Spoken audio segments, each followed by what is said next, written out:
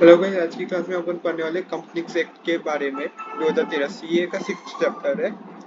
Companies act क्या होते हैं? कंपनीज एक्ट को लाया गया था कंसोलिडेट और अमेंड द लॉ जो रिलेट थे कंपनीज के लिए, जो कंपनीज के लिए रिलेटेड थे।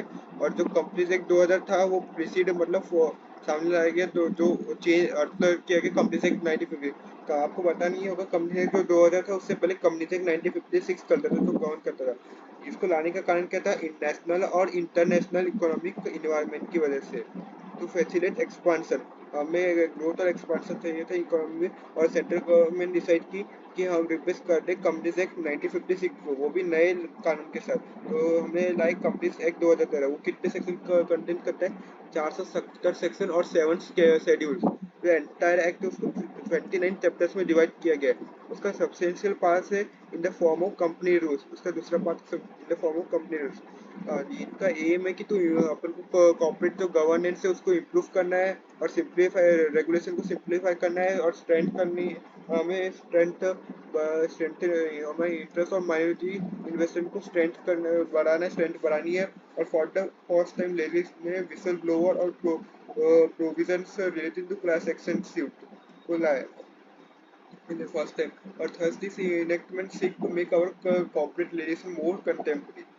According to Companies Act, the provision of the act shall apply to company से इनकॉर्पोरेट जो भी कंपनी इनकॉर्पोरेट होगी अंडर दिस एक्ट, उसको और अंडर एनी प्रीवियस लॉ उस सबको फॉलो करना पड़ेगा।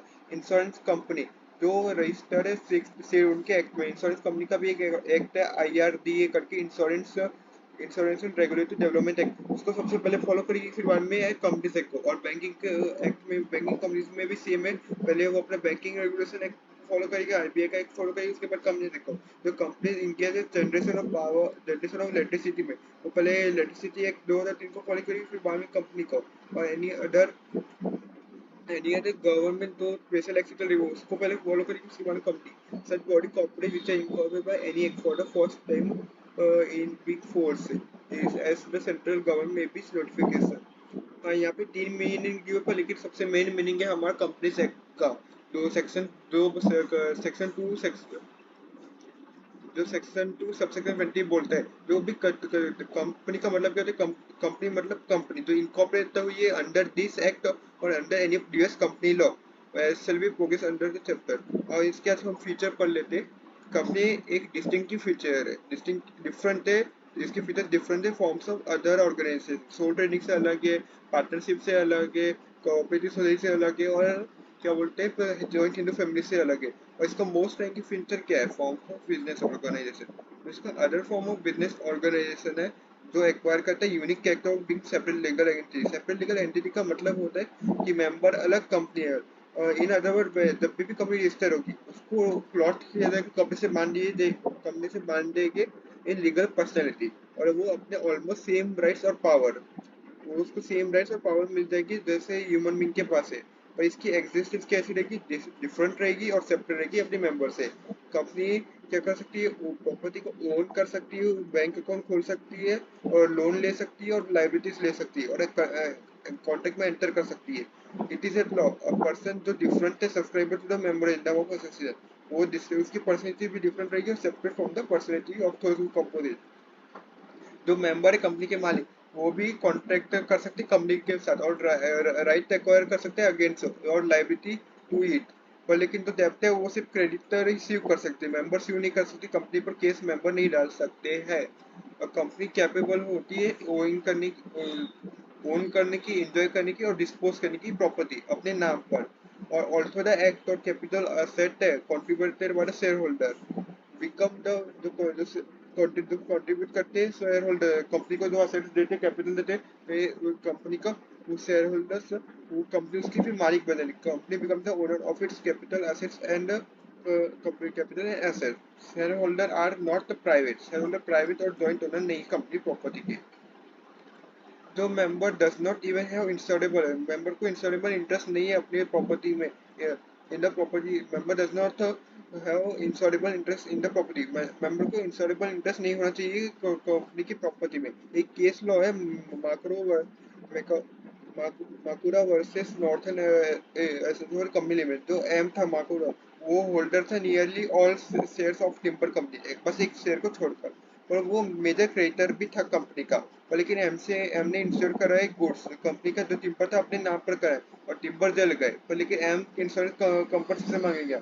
और इंश्योरेंस कंपनी लायबल भी नहीं है एज नो शेयर होल्डर, और शेयर होल्डर के पास राइट नहीं है कि कोई भी प्रॉपर्टी कंपनी ओन करती है, कोई भी property to any item own by the company, shareholder के पास कोई राइट नहीं कि वो अपनी प्रॉपर्टी समझे कोई भी प्रॉपर्टी अगर कंपनी ओन करती है, तो इंश्योरेंस कंपनी यहाँ पर एम को पैसे नहीं देगी। और वैसे लिखा है, और उसके पास कोई भी ना तो लीगल और इक्विटेबल इंटरेस्ट है एंड इन द केस जो टिम्बर था वो इंश्योर था कंपनी के नाम पर, M could not claim the insurance company claim the compensation from insurance. Perpetual succession का मतलब होता है कंटिन्यूस एग्जिस्ट, जो मेंबर है वो मर भी, मेंबर में डाई और चेंज, बट तो कंपनी चलते रहेगी fund by the specified by, मतलब कंपनी चल, मेंबर अगर मर जाते हैं दिवाली को सीधे पागल हो जाते हैं तो भी कंपनी चलती रहेगी जब तक कि वो लीगल प्रोसेस से बंद नहीं होती। और जो शेयर ऑफ द कंपनी वो हमेशा चेंज होती रहती है इनफिनिट, और लेकिन उसका कंपनी के एग्जिस्टेंस पे कोई फर्क नहीं पड़ता है। सिंस एक कंपनी क्या है आर्टिफिशियल पर्सन है, जिसने लॉ ने बनाया है, और वो लॉ ही उसको खत्म कर सकता है और कोई नहीं, और उसकी एग्जिस्टेंस तो डेट से ना इफेक्ट होती है इंश्योरेंस से, और बस। एग्जाम्पल ये मैनी कंपनी जो इंडिया में वो 100 साल से चल रही है, जैसे टाटा हो गया, बिरला होगी, बिरला आदित्य बिरला कंपनी हो गई, बहुत सारी कंपनी इंडिया 100 साल से ज्यादा चल रही, और ये सब पॉसिबल कैसे है, ड्यू टू कंपनी के पास परपेचुअल एग्जिस्टेंस है। तो वो कंपनी देर वॉज कंपनी जो 7 मेंबर साथ है और उसमें से सब मर जाते हैं एक आध में, तो भी कंपनी चलते रहेगी। ये एक example. Limited liability, liability of member कैसे डिपेंड कर, लाइबिलिटी ऑफ मेंबर कैसे रहती है, लिमिटेड रहती है, वो भी डिपेंड करती है काइंड ऑफ कंपनी, कौन सी कंपनी है while he is a member.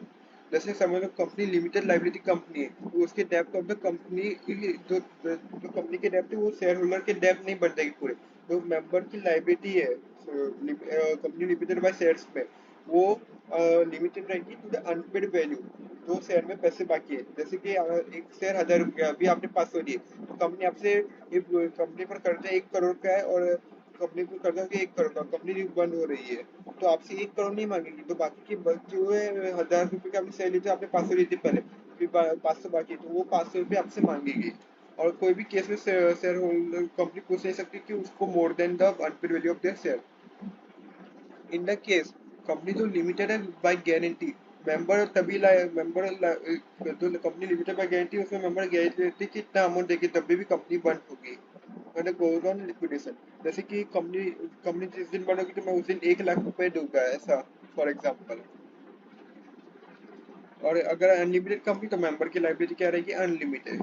Company क्या है, एक आर्टिफिशियल पर्सन है, किसने बनाया प्रोसेस, जो अलग है नेचुरल बर्थ से, और इसको और ये लीगल है और जीजीसी, और इसने लॉ ने बनाया है, और ये एक पर्सन है जो प्लॉटेड है all rights of an individual. Further company क्या है, एक सेपरेट लीगल एंटिटी है, जो हम पहले भी करके वो प्रॉपर्टी को ओन कर सकती है, बैंकिंग अकाउंट है उसका, लोन ले सकती है, लाइबिलिटी ले सकती है, कॉन्ट्रैक्ट में एंटर कर सकती है, और मेंबर्स के साथ कॉन्ट्रैक्ट कर सकते हैं और राइट एक्वायर कर सकते हैं, पर उसको सीयू नहीं करते, और वो सीयू भी कर सकती है कंपनी, और भी सीयू वो उस पर केस, दूसरे लोग भी उस पर केस कर सकते हो उसके नाम पर ये हर चीज कर सकती है जो नेचुरल प्रोसेस कर सकती है, बस कुछ चीजें नहीं कर सकती, ना तो उसको जेल भेज सकते, ना तो उसको ये शपथ ले सकती है, और ना तो वो शादी कर सकती है और प्रैक्टिस कर सकता है, learn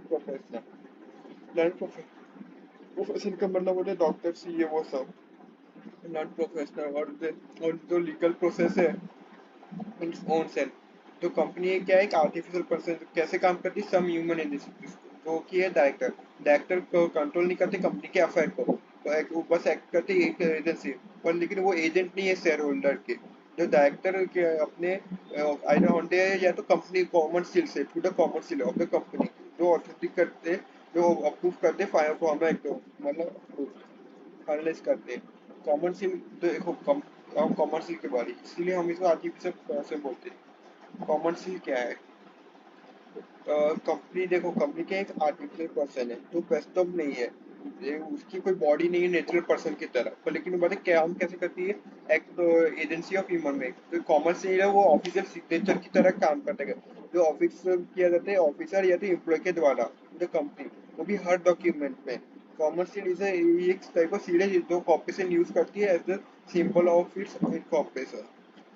But companies amendment like companies amendment act 2015, उन्होंने कॉमर्शियल को ऑप्शनल बना दिया, वर्ड हटा के एंड कॉमर्शियल फ्रॉम सेक्शन 9, जो प्रोवाइड करता है अल्टरनेटिव मोड ऑफ ऑथराइजेशन, मतलब दूसरा मोड ऑफ ऑथराइजेशन जिसके पास कॉमन सील नहीं है।